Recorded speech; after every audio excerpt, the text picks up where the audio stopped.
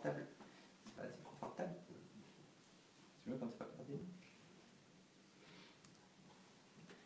Alors, hop.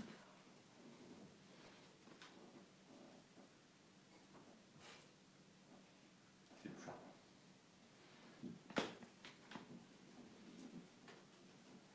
Donc, je ne suis pas intéressé déjà par... Hein. Ici, t'es sage. On attend les premières personnes qui arrivent. Bonjour toutes premières personnes qui nous rejoignent. On va attendre d'être un tout petit peu plus nombreux pour commencer ce live à la fois sur Facebook et sur Instagram.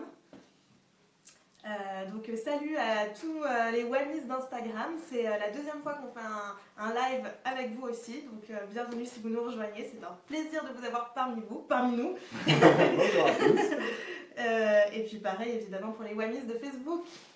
Alors aujourd'hui, chers Whammies, on fait encore un nouveau Facebook Live sur le comportement du chat avec le docteur Stéphane Tardif, docteur vétérinaire comportementaliste et rédacteur pour Whammies. Bonjour docteur Tardif. Bonjour. Alors aujourd'hui, c'est un live spécial comportement du chat, donc surtout posez-nous toutes vos questions dans les commentaires Facebook et le docteur Tardif y répondra avec plaisir.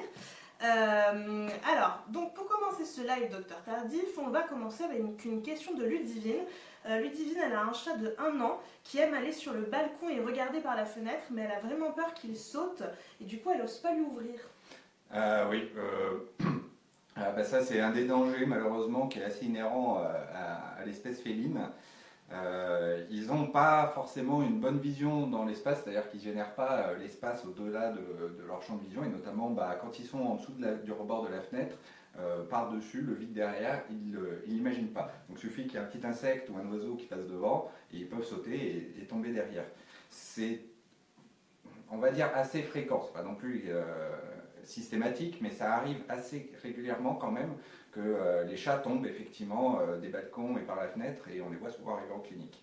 Donc, du coup, qu'est-ce qu'il faut faire? Il faut sécuriser son balcon. Bah, pour moi, il y a 2 choses à faire. La première, déjà, d'une part, c'est de ne pas laisser sortir l'animal sans surveillance autant que possible. Si jamais vous le laissez accéder au balcon, ou en tout cas que vous ouvrez les fenêtres, il faut que vous soyez présent. Ne pas trop laisser les fenêtres ouvertes effectivement quand vous n'êtes pas là. Et si jamais c'est le cas, parce que dans un certain nombre de cas, et notamment l'été par exemple, c'est aussi contre-indiqué de laisser l'animal enfermé en intérieur, bah, dans ce cas-là, il faut sécuriser les fenêtres avec des grillages. Donc c'est pas très compliqué parce que dans le cas d'un balcon, il suffit de mettre un grillage au niveau des barreaux et de la fenêtre, un petit grillage fin également qui couvre les 10 ou 20 premiers centimètres. L'idée c'est d'empêcher le chat de passer à travers, mais en plus de lui laisser une visibilité à travers. C'est-à-dire que s'il voit le vide de l'autre côté, il n'aura pas envie de monter sur le rebord. Tandis que si c'est quelque chose d'opaque, comme j'ai dit, il ne prend pas conscience que c'est vide de l'autre côté. C'est un petit peu comme les chats qui sautent dans la baignoire ou qui sautent dans les cartons, vous savez, ils se font surprendre en arrivant au-dessus parce que c'est vide de l'autre côté. Là c'est la même chose. Avec un grillage, ils voient au travers, donc ils n'ont pas tendance à sauter par-dessus. Merci docteur Tardif. Alors une question de Laurine. Ma chatte a grimpé sur mon épaule comme pour me faire un câlin, sauf que cette fois-ci elle m'a attaqué la tête. Comment je dois réagir la prochaine fois? Ouais, ça c'est l'amour vache des chats. C'est pas toujours évident de détecter ce type d'agression, mais de temps en temps les chats passent du câlin à un petit coup de patte ou un petit coup de morsure. C'est très difficile de savoir ce qui se passe dans sa tête à ce moment-là. Moi je parle du mode schizophrène dans le sens où ils peuvent être très lunatiques. Mais en fait, des fois, quand ils sont en moment câlin, on va dire, il y a l'excitation qui peut monter, ou bien tout simplement ils peuvent s'agacer aussi, ou prendre avec un petit peu d'impatience, avoir envie de partir à un moment donné, et ça finit par une attaque de ce genre. Mais des fois aussi, c'est simplement qu'ils sont en demande d'attention, ils vous demandent de la nourriture, des trucs comme ça, donc ils sont très séducteurs, ils viennent se frotter, ils demandent des caresses, mais quand on n'accède pas à leur requête, ils finissent par un coup de patte ou éventuellement une morsure. Donc il n'y a pas forcément grand chose à faire, si ce n'est que moi je fais comme ferait un autre chat, c'est-à-dire je pchite un coup, je fais pchit comme ça, puis je fais en sorte qu'il s'éloigne. C'est pas vraiment une punition, mais ça va être disons, un renforcement négatif qui invite le chat à ne pas représenter ce comportement parce que ça stoppe complètement l'interaction. Quand vous dites que vous faites pchit avec la voix? Ouais, je fais un bruit de bouche qui invite, c'est ni plus ni moins que de dire aïe, en fait je signale au chat que effectivement là pour moi c'était négatif, j'interromps l'interaction et dans le cadre d'une interaction que le chat aura envie de prolonger, c'est un renforcement négatif qui l'invite à ne pas passer à cette phase-là de comportement, morsure ou griffure. Ça l'invite à ne pas le reproduire. Très bien, docteur Tardif. Une question de Cédric. Pourquoi mon matou m'ignore, du moins il ignore l'amour que je lui témoigne? Ben justement, ça c'est une autre caractéristique des chats. Ils viennent nous commander des caresses et si on n'accepte pas leur requête, ils nous griffent. Mais puis quand c'est nous qui avons envie, ils ne sont pas toujours disponibles pour ça. Le chat est un animal qui à la base est solitaire. Ça c'est vraiment un truc qui est essentiel à comprendre par rapport au chien. C'est-à-dire que le chien va vous demander en permanence de l'attention. Ce n'est pas forcément le cas du chat. Il y a un certain nombre de chats-chiens, le mien par exemple, qui est très très quémandeur, mais il y en a un certain nombre, ils peuvent se passer complètement de recevoir des caresses ou de l'amour en fait au cours de la journée. Ils vont venir uniquement quand ils ont besoin de vous, entre guillemets, c'est-à-dire principalement autour des gamelles, hein. C'est là que souvent que les propriétaires disent que leur chat est le plus amical. Et puis le reste du temps, c'est un peu quand il veut, voire c'est pas du tout en fait, hein. C'est-à-dire que si jamais vous venez le prendre pour le mettre sur vos genoux par exemple et essayer de le caresser, il ne va pas rester. Donc ça, il ne faut pas se formaliser, c'est dans le tempérament du chat, qui est plutôt solitaire. On peut avoir des chats après qui sont très quémandeurs de caresses, mais la majorité des chats ont tendance à préférer plutôt des instants de tranquillité et à fuir les contacts. Donc il ne faut pas le forcer, il ne faut jamais le forcer, c'est ça la règle. Il faut le laisser venir et prendre des contacts quand lui nous en offre et pas chercher à insister quand il refuse la caresse. Une question de Jean-Marc, docteur Tardif. Alors Jean-Marc, sa question est assez intéressante. Il dit: bonjour Elisa, bonjour docteur. Mon chat Malo, et alors moi j'adore les chats qui s'appellent Malo, devient très capricieux. Il miaule tout le temps très fort jusqu'à ce que je cède, mais quand c'est pour sortir à 1h du matin, alors qu'il a passé la soirée dehors. Oui, alors justement, ça c'est aussi un autre problème inhérent aux chats. Ils sont très indépendants et très solitaires, mais ils sont très têtus. Donc ils ont leur petit rythme et c'est le matin, l'heure à laquelle on a l'habitude de se lever en semaine, s'ils prennent le petit de cette heure-là, le week-end c'est pareil, ils vous réveillent, puis c'est eux qui décident. Le soir, quand vous rentrez, les moments gamelles, etc., ils vont avoir tendance à insister. Puis pour les sorties, c'est exactement pareil. Ils ont même parfois envie de faire des allers-retours entre l'intérieur et l'extérieur, puis du coup ils vous demandent à sortir, puis 5 minutes après ils demandent à rentrer, puis après au bout d'un moment on se dit bon ça va, je vais pas faire le portier. Mais c'est dans le tempérament du chat qui aime parcourir effectivement son espace de vie pendant ces phases d'activité. Ils ont tendance à ne pas aimer les portes fermées et à aimer bien naviguer justement sur leur espace comme ils l'entendent. Et donc des fois ça peut donner ce genre de comportement où ils peuvent insister près des portes de manière un peu lourde et répétitive qui plus est. Il y a même des chats qui, quand on n'accède pas assez rapidement à la demande comme ouvrir une porte, finissent par nous choper les jambes quand on passe, ou même parfois par uriner. Hein. Le mien qui commence à être un petit peu vieux ces derniers temps, enfin celui qui était chez mes parents, à 17 ans, eh bien, il commence à devenir un petit peu sénile, et quand on ne lui ouvre pas la fenêtre assez rapidement, il urine carrément dessus. Comme ça, il a tendance à faire en sorte que ça aille un peu plus vite. Mais voilà, le chat est assez compétent pour apprendre à demander qu'on lui ouvre les portes ou des trucs comme ça, mais dans tous les cas, il va avoir tendance à agir assez indépendamment. Donc, et parfois assez lunaticement aussi. Merci docteur Tardif. Une question de Myriam. Bonjour, comment calmer une chatte qui est en chaleur? J'adore cette question, parce qu'en consultation ça donne lieu à des réponses parfois. Bon, alors faut pas être choqué par la réponse, hein. Mais une chatte en chaleur, c'est très particulier chez les félins, parce que les chaleurs s'interrompent, enfin l'oestrus de la chatte a tendance à s'interrompre au moment où il y a un coït. C'est dû au fait que l'espèce est solitaire et que donc que les rencontres ne sont pas toujours évidentes. Donc pour favoriser la rencontre entre les spermatozoïdes et les ovules, l'espèce fait en sorte, hein, sans déterminisme, mais que la femelle ovule pile poil au moment où le mâle la croise et où il s'accouple. Donc effectivement, pour arrêter les chaleurs d'une chatte, il y a un moyen efficace qui consiste à une stimulation mécanique des voies génitales à l'aide d'un coton-tige. Effectivement, la stimulation mécanique est ce qui se passe lors du rapport et ça va déclencher l'ovulation chez la chatte et donc stopper les chaleurs. Maintenant, ce qu'il faut savoir, c'est que les chaleurs durent 2 à 3 semaines. C'est pas non plus la fin du monde. Ça peut être effectivement assez déroutant parce que la chatte est très bruyante. En général, elle va avoir des miaulements très particuliers, très forts, qui peuvent être assez surprenants. Mais en soi, elle ne souffre pas, hein, et on peut tout à fait, effectivement, si on a la patience de supporter les miaulements, attendre au bout de 2-3 semaines sans avoir à faire cette manipulation un petit peu étrange. Mais en soi, ça marche. Et puis après, éventuellement, ce qu'il faut faire, évidemment, c'est penser à la stérilisation, qu'elle soit chimique ou chirurgicale, pour interrompre les chaleurs, sinon ça vient 2 ou 3 fois par an. Hein. Et puis si jamais vous êtes en pavillon, vous allez attirer tous les chamals non castrés du quartier. Hein. Et en cas de grossesse nerveuse? Ça arrive assez rarement, ça se manifeste souvent par des lactations, des choses comme ça. Dans ce cas-là, il n'y a pas grand-chose à faire. Il peut y avoir des comportements de maternage qu'on observe et des fois donc, des changements de comportement chez le chat. Bon, il faut le laisser faire, elle peut avoir envie de nidifier par exemple, certains objets, des trucs comme ça.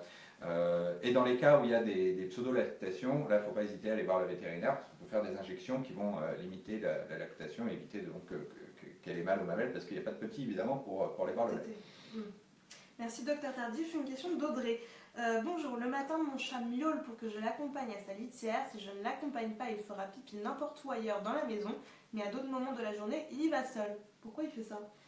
Ah, ça c'est assez particulier ça comme histoire, c'est assez rigolo. Ce qu'il faut savoir avec les chats, c'est que les chats sont des animaux extrêmement ritualisés.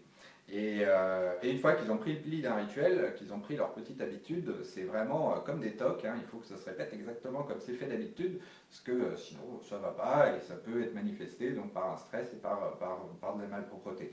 Donc là effectivement, bah, il a pris l'habitude de suivre une séquence bien précise le matin, avec notamment au début une interaction avec son propriétaire. Les chats, j'ai dit tout à l'heure qu'ils étaient indépendants et de nature plutôt indépendante, mais un autre contact, énormément de chats qui deviennent sociaux et qui se retrouvent à avoir du coup ces petites habitudes de contact très régulièrement. Donc c'est toujours un peu à son initiative, hein, se dit en passant, mais ça va se marquer vraiment de manière répétitive tous les jours de la même façon. Bah, il suffit de satisfaire cette besoin, dans ces cas-là, il ne faut pas se formaliser, effectivement. On peut voir ça comme des tocs, mais en soi, ce n'est pas pathologique, c'est vraiment inhérent à l'espèce. Ça va être pathologique quand ce comportement répétitif va être délétère sur certains trucs, ou qui, si admettons qu'il urine systématiquement à côté, là ça peut être aussi assez embêtant, hein, effectivement, quand le comportement n'est pas approprié à notre mode de vie. Mais dans ce cas-là, il suffit de l'accompagner le matin, ou sinon, il faut l'entraîner à se lever sans vous. Merci docteur Tardif. Une autre question d'Isabelle. Alors je vais vous la résumer un peu parce qu'elle raconte un peu l'historique. En gros, elle a adopté une chatte de 10 ans, mais elle avait déjà une chatte de 2 ans adoptée à la SPA.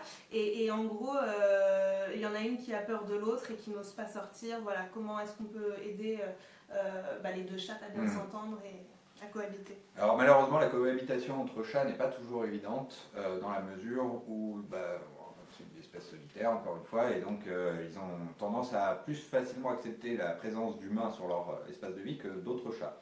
Donc on peut avoir des phénomènes d'agression, des phénomènes de peur, et malheureusement, la plupart du temps, l'unique remède est beaucoup de patience avec des renforcements positifs. Il faut quand même bien contextualiser l'environnement pour que ce soit positif, donc enrichir autant que possible, avoir... Surtout qu'avant, sa deuxième chatte vivait en appartement, elle était tout le temps dans les placards, donc visiblement elle n'est pas trop habituée à... Ouais, il y a un phénomène effectivement d'habituation par rapport à la présence de l'autre et ça peut être extrêmement stressant. Faut voir, parce que dans un certain nombre de cas, j'aurais même tendance à dire qu'en fait la bonne solution, c'est de ne pas prendre de deuxième chat parce que celui qui était à l'origine sur le domicile ne va pas supporter la présence d'un autre congénère. Il y a une sorte de surface minimum qui dépend un peu des chats, mais qui détermine l'idée qu'ils ne peuvent pas être trop nombreux sur un espace restreint. Mais dans un certain nombre de cas, ça finit par passer.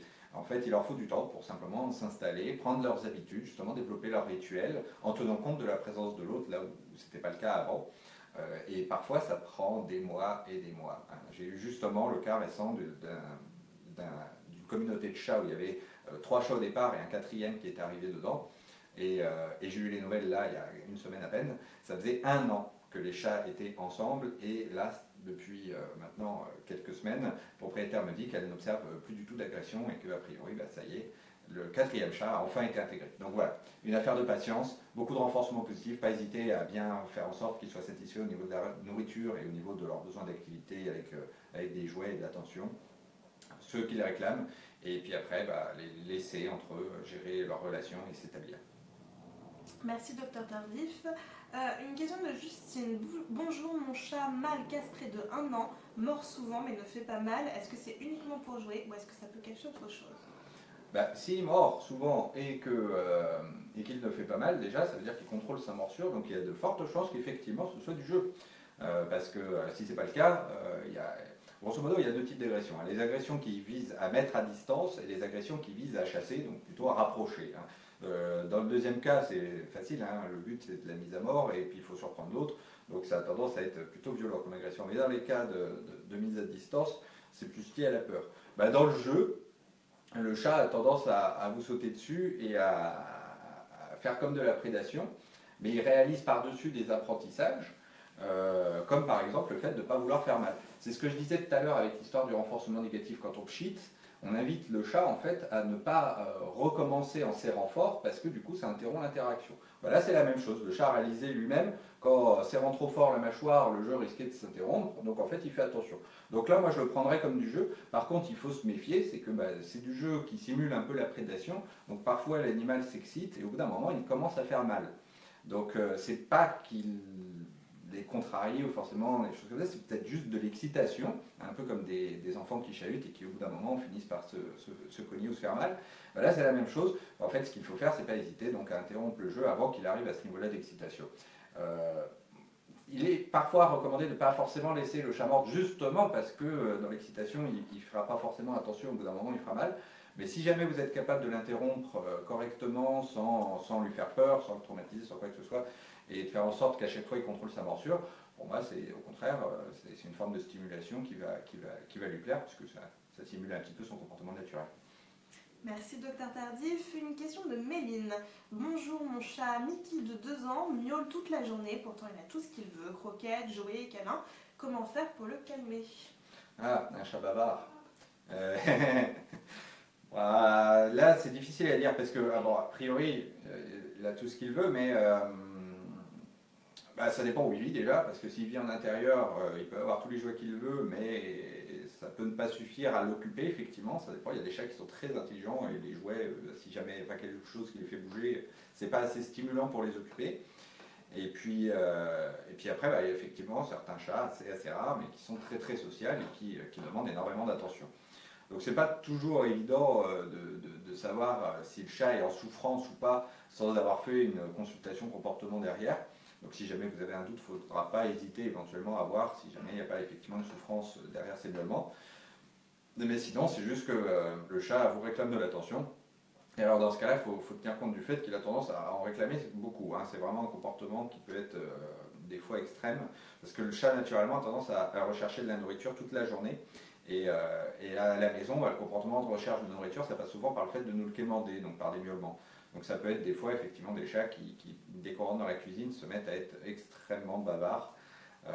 Donc il n'y a pas grand-chose, ça dépend du tempérament du chat en fait. Là-dessus, il faut voir vraiment s'il y a un mal-être derrière ces miaulements ou pas. Et si jamais c'est juste de la demande d'attention de la part d'un chat bavard, ça peut arriver aussi.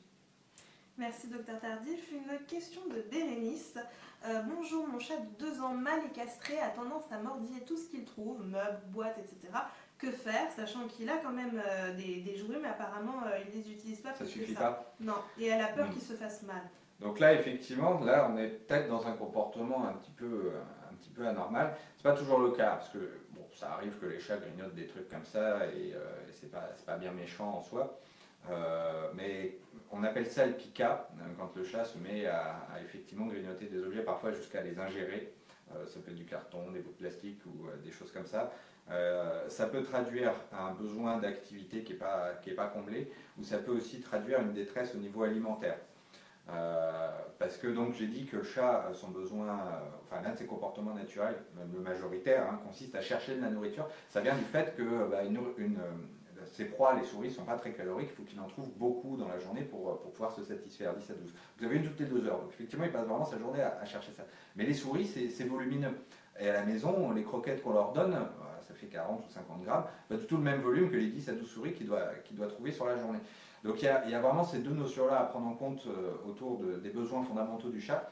C'est le besoin d'une part d'activité par rapport aux recherches de nourriture, et d'autre part, il y a un besoin de satiété aussi, c'est-à-dire qu'il a besoin d'avoir un petit peu tout le temps l'estomac plein, et des fois les croquettes ne suffisent pas.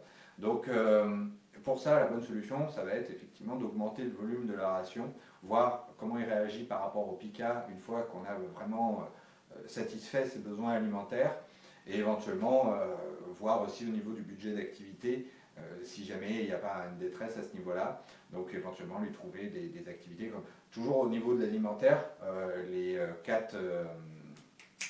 plateaux d'activité chat là, je ne sais plus comment ça s'appelle, funboard, voilà, les funboards, donc les gamelles labyrinthes ou avec des petites boîtes qui invite le chat à prendre des croquettes avec une stimulation, enfin un exercice à faire autour de ça, bah là ça va jouer sur les deux en fait, ça va jouer sur l'activité, ça va aussi lui permettre de prendre éventuellement, alors non, ça va jouer sur l'activité, mais pour l'aliment il faut augmenter le volume de la ration pour que le chat soit bien comblé aussi au niveau de la satiété.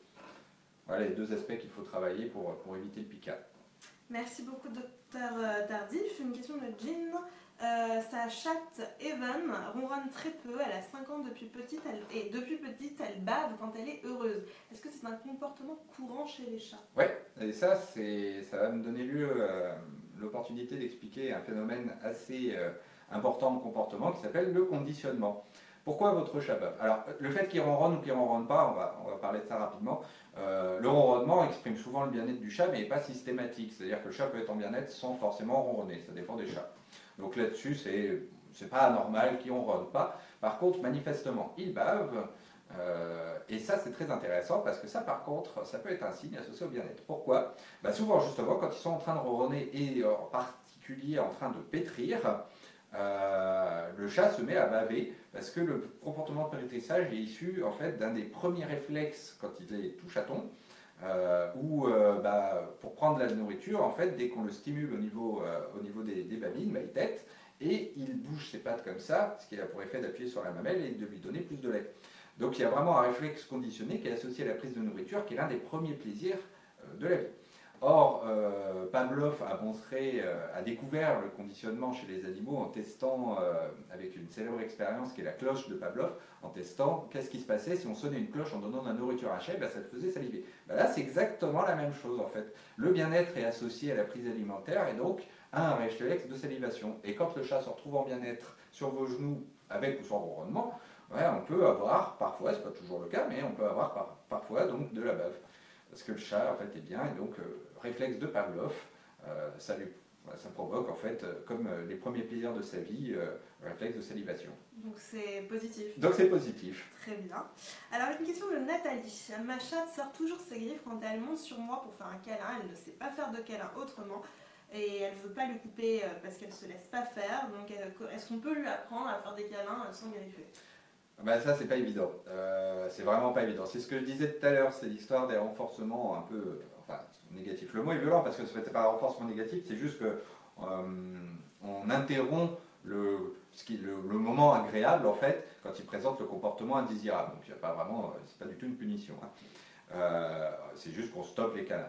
C'est pour moi, enfin c'est avec le chat l'un des seuls moyens en fait pour lui apprendre ça. Mais le problème c'est que le chat a des capacités d'apprentissage qui sont bien inférieures à celles d'un chien, qu'il ne le voit pas toujours. Donc tout à l'heure on avait parlé d'un chat qui contrôlait la morsure ou qui avait réalisé déjà ses apprentissages. Malheureusement un certain nombre de chats n'y arrivent pas. Et malgré toute leur vie, quand ils jouent, ils griffent et quand ils montent sur les gens pour faire des caresses, ils ont les griffes qui sortent et ils font mal et ils ne s'en rendent pas compte. C'est ça la difficulté. Et pour qu'ils s'en rendent compte, effectivement, il faut qu'ils soient capables de percevoir qu'au moment où ils présentent ce comportement, il se passe quelque chose de désagréable dans son environnement et en particulier pour vous. Donc il faut que, pour ça, ce qui est très important, c'est vraiment de marquer exactement à la seconde où il vous fait mal, où il sort les griffes, vous faites un aïe ou un bruit que lui va repérer comme étant anormal. Et à partir de là, effectivement, il pourra réagir. Mais voilà, il ne va pas forcément le voir et il ne va pas forcément réaliser les apprentissages. Donc il ne faut pas se décourager, et essayer de persévérer, ça peut prendre du temps. Et puis si on n'y arrive pas et que le chat continue à ne pas faire attention à ses griffes quand il fait faire les câlins, faut trouver une solution pour lui donner les câlins malgré ses griffes. Donc par exemple, installer une petite couverture sur les genoux. Éviter les collants. Une question de Cassandra. Bonjour, mon chat part souvent et revient plusieurs jours après. Pourtant, elle a tout ce qu'elle veut. C'est embêtant. Pourquoi elle part? Et surtout qu'elle revient plusieurs jours après. Alors ça, c'est pas toujours fréquent à ce niveau-là, mais très fréquemment, ce qu'on observe, c'est que le chat, sur son domaine de vie, n'a pas qu'un seul domicile. Parce que on dit souvent que les chats choisissent leur maison et pas leur propriétaire. En fait, c'est lié effectivement à ce que je disais tout à l'heure à propos du caractère solitaire du chat. Effectivement, il choisit en priorité un environnement dans lequel il se sent bien. Et dans cet environnement vont se trouver des sources de nourriture, des humains qui lui donnent des caresses avec de l'amour, etc., etc. Mais pas interdit du tout que lors de ses pérégrinations autour de la maison, il en trouve une autre dans laquelle il trouve exactement la même chose, hein, en fait, de la nourriture, des caresses et beaucoup d'amour. Donc dans ce genre de cas, c'est pas rare que le chat effectivement quitte un domicile, aille vivre 24 heures, 48 heures, parfois même plus longtemps dans un autre, puis revienne et alterne comme ça entre les deux maisons. Ça peut être vu comme un peu ingrat, mais en soi, le chat a tendance à sélectionner sa maison, et si jamais il y a d'autres domiciles autour qui peuvent être intéressants, il ne va pas hésiter à en avoir plusieurs sans aucun scrupule. Hein. Et alors, ce que vous pouvez faire, il existe sur le marché des GPS ou des trackers d'activité pour animaux qui s'accrochent à des colliers spéciaux, et comme ça vous permet de savoir où est votre chat, ce qu'il fait, et c'est assez marrant à analyser, comme ça vous voyez où il est, ce qu'il a fait de sa journée, et ça vous permet de mieux connaître votre chat aussi. Un truc qui peut être très intéressant aussi, c'est de prendre votre chat avec vous, s'il peut vous suivre un petit peu, et puis de faire le tour des voisins. Moi j'ai fait ça une fois comme ça, et j'ai découvert que mon chat portait un nom différent dans d'autres baraques. Hein. Voilà, ils ont leur vie hein, autonome, les chats sont indépendants. Merci Docteur Tardif. Une question d'Isa. Mon chat nuage se réveille souvent, il miaule, il regarde en l'air et il vient réclamer des câlins. Est-ce qu'il fait des cauchemars? Ah bah ça oui, ça c'est les animaux sont tout à fait capables. Enfin, bon, c'est une théorie parce qu'en fait techniquement personne n'a pris la place dans un corps de chat pour savoir s'il rêve, mais il montre tous les signes hein, qu'ils produisent des rêves lors des nuits, avec que ce soit les signes cérébraux au niveau de l'activité du cerveau, ils ont un sommeil paradoxal comme nous, ou bien les signes visibles sur le corps de l'animal, avec par exemple les paupières qui bougent, des petites fasciculations musculaires, parfois des petits gémissements, des trucs comme ça. On a vraiment l'impression des fois quand on les voit dormir qu'ils sont en train de galoper derrière une proie imaginaire. Donc de la même façon qu'ils peuvent faire des rêves, on imagine très bien qu'ils peuvent faire des cauchemars, c'est-à-dire des rêves avec des stimulations négatives et puis qui se réveillent comme ça d'un seul coup. Oh mon Dieu, je me suis fait agresser par un prédateur, ça doit arriver, mais très difficile à savoir au moment où il se réveille quelle a été la raison pour laquelle il s'est réveillé. Ça, peut difficilement rentrer dans leur tête. Une autre question de Virginie, pourquoi mon chat miaule la nuit vers 5h du matin? Ah bah ça c'est dû au rythme du chat, comme il a besoin de chasser en fait beaucoup de proies, hein, j'avais dit tout à l'heure 10 à 12 souris, ça finit toutes les 2 heures. En fait le chat du coup passe vraiment sa journée sur les 24 heures à chercher de la nourriture. Donc il est ce qu'on appelle nocturne et diurne, c'est-à-dire qu'il vit le jour et la nuit, pas seulement la nuit, hein, il y a une activité qui est en fait commune aux deux. Et en réalité le cycle d'un chat est très très court, hein, ça fait à peine 2 heures. 12 souris sur 24 heures, ça fait une toutes les 2 heures. Donc ça veut dire que toutes les 2 heures, il se lève pour aller éventuellement chercher un peu de nourriture, aller éliminer, et puis il a une petite phase d'activité, quart d'heure folie, jeu ou autre, normalement qui est liée à la chasse, et une petite phase de sommeil. Donc au milieu de la nuit, c'est pas rare que le chat ne fasse pas les 8 heures d'affilée, qu'il se réveille une voire 2 fois pour aller réclamer des croquettes ou bien pour aller faire un coup de litière. Parfois même vous réveillez aussi parce qu'il va demander à jouer en plein milieu de la nuit. Et qu'est-ce qu'il faut faire dans ces cas-là? Il faut céder? Alors non, surtout pas.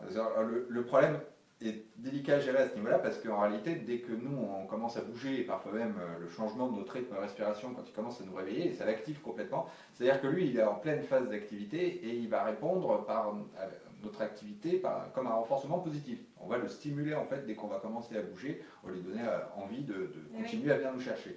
Donc non, il ne faut surtout pas réagir dans ce moment-là, mais ce qu'il faut surtout faire, c'est prévenir en amont que le chat ait de quoi s'occuper pendant la nuit, comme ça il ne viendra pas nous voir tout simplement. Et de la nourriture. La nourriture d'une part, éventuellement les jeux associés, enfin ce qu'il fait en journée en fait, hein, mais si jamais il a tendance à peu s'occuper en journée, il ne faut pas hésiter à lui donner par exemple des gamelles activités où il va un petit peu galérer pour accéder aux croquettes, donc l'occuper la nuit pour pas qu'il vienne nous voir. Et puis s'il vient vous voir malgré ça, ou que de toute façon effectivement il vous réveille, il n'y a malheureusement pas tellement d'autres solutions que de s'isoler en fait, hein, parce que lui il aura sa phase d'activité la nuit, c'est son comportement naturel de toute façon. Donc il faut lui donner de quoi satisfaire ses besoins-là, et puis essayer de se protéger, parce que nous on a besoin de calme et de tranquillité. Merci Docteur Tardif. Une question de Minazou. Mon chat, le soir ou le matin, gratte le mur et les armoires. Comment faire pour qu'il arrête ce rituel de tous les jours? Ouais, là c'est pas évident non plus. Hein. Une fois qu'ils auront des apprentissages. Alors la question c'est de savoir pourquoi est-ce qu'ils grattent des armoires ou des meubles. En général, ils ne grattent pas comme ça sans rien. C'est qu'ils veulent rentrer dedans, ou qu'il y a un rituel qui est autour de ça, qui peut être lié à un jeu ou bien à de la recherche de nourriture. Donc, faut voir. Qu'il n'a pas les activités nécessaires, par exemple les foires. Oui, voilà. Alors oui, si c'est cet ordre-là, oui, j'avais pas envisagé ça parce que je voyais ça en grattage. mon chat a tendance à beaucoup, quand j'ouvre les placards, il gratte et il vide tout le contenu du placard. Il ne va même pas se mettre dedans, mais il sort tout. Mais après, le besoin aussi naturel du chat de griffoir, ça c'est une autre histoire, parce que effectivement, son espace de vie, il doit avoir 2 ou 3 endroits où il va faire ses griffes. Et généralement, c'est des supports qui sont verticaux, mais ça peut être aussi horizontal, ça dépend des chats. Donc là, il ne faut pas hésiter à essayer les deux. Et c'est pas toujours évident de l'orienter vers le griffoir qu'on veut nous, parce que ça dépend énormément du support, de l'endroit où il est, de l'odeur qu'il a, de la texture que ça. Je n'imagine pas, les canapés en cuir ont beaucoup de succès et c'est difficile de décourager un chat d'aller faire ses griffes sur un canapé, même avec un griffoir en carton, parce qu'on ne remplacera pas le côté agréable de planter ses griffes dans du cuir. Donc là-dessus, il faut lui fournir des griffoirs autant que possible. Et si jamais, malgré ça, elle continue à s'acharner sur un endroit qu'elle adore, moi j'aurais tendance à dire qu'il faut placer le griffoir qu'on veut qu'elle défonce devant. Et ça ne suffit pas toujours. Elle dit qu'elle met un produit pour le repousser. Mais apparemment, ça ne marche pas. Voilà, ça peut aussi être utilisé comme ça. Les produits à base de citron, tous les agrumes ont tendance à être des répulsifs assez efficaces. Mais c'est-à-dire que dans tous les cas, il faut penser à mettre avant tout de quoi subvenir à ce besoin à côté pour qu'il puisse dévier.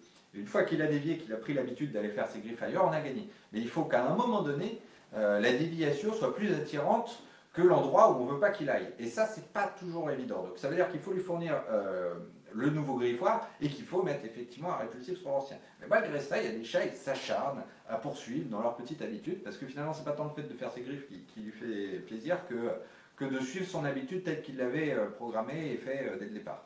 Donc voilà, il faut persévérer avec des renforcements vers un nouveau griffoir et éventuellement des répulsifs, mais des fois, on n'y arrive pas et il ne faut pas se morfondre si jamais il y a échec. Merci beaucoup, Dr Tardif. On va s'arrêter là pour ce Facebook Live du mercredi midi. Merci à vous qui l'avez suivi aussi bien sur Facebook qu'Instagram. Merci pour toutes vos questions. Alors malheureusement, on n'a pas pu répondre à toutes vos questions qui étaient très nombreuses aujourd'hui, mais sachez que vous pouvez les poser dans la rubrique questions-réponses de Wamiz et il y a toute la communauté Wamiz ainsi que le Dr Tardif qui pourront y répondre. Donc n'hésitez vraiment pas. En attendant, on se retrouve jeudi prochain. Alors ce sera un petit peu particulier, ce ne sera pas mercredi mais jeudi midi prochain. On se retrouvera pour un Facebook Live spécial NAC. Alors NAC, ça veut dire Nouveaux Animaux de Compagnie. On sera en présence du docteur Mélanie Coquel qui répondra à toutes vos questions donc sur les rongeurs, les lapins, les furets. Voilà, donc si vous avez un nouvel animal de compagnie ou si vous connaissez des gens qui en ont et qui ont des questions sur eux, c'est l'occasion ou jamais. C'est assez rare d'avoir un vétérinaire spécialiste des NAC, donc vraiment c'est l'occasion ou jamais, n'hésitez vraiment pas. Et puis à la semaine prochaine pour un nouveau Facebook Live et à bientôt sur wamiz.com. À bientôt. Wouh! Ah!